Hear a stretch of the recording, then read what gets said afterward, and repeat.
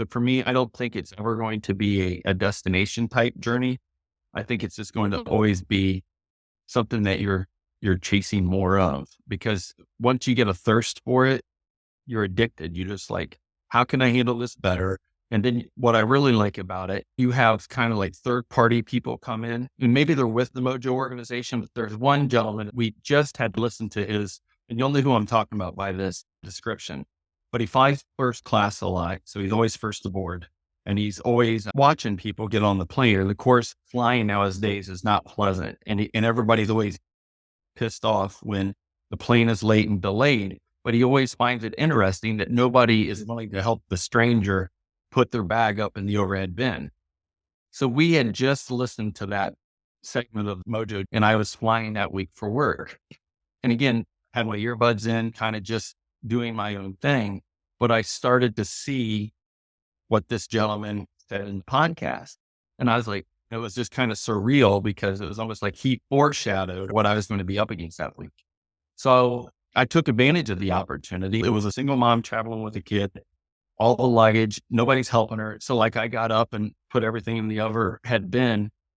She of course was very, very appreciative. And again, I'm not tapping myself on the back for this. It's just the fact that through Mojo, I recognized that as an opportunity to make a difference. It didn't cost anything. It actually did expedite the boarding process because she was starting to get a logjam behind her.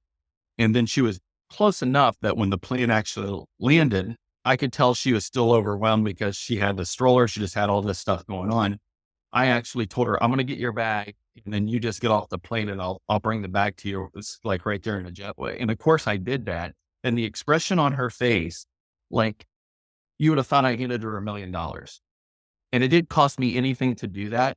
But when I let her go her way and I went my way, the feeling of gratification for doing that, because I don't want to say it was outside my comfort zone, but nobody else was standing up to do it. So therefore, there was no pressure on me to be the guy to stand up to do it. But because of what I just had heard the day before from Mojo, I was like, oh my God, this is literally the textbook piece of me being the guy to get up there and grabbing this lady's back.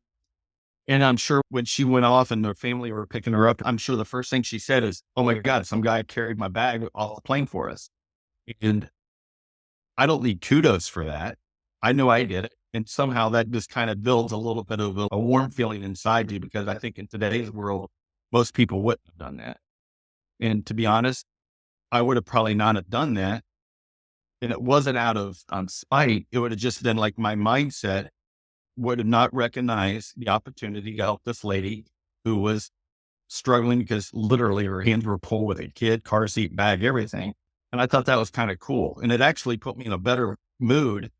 And I think the first sales call that I had after getting off the plane, I was already like jazzed up in a different mindset. Cause then I went business meeting as I've already helped this one lady on the plane today.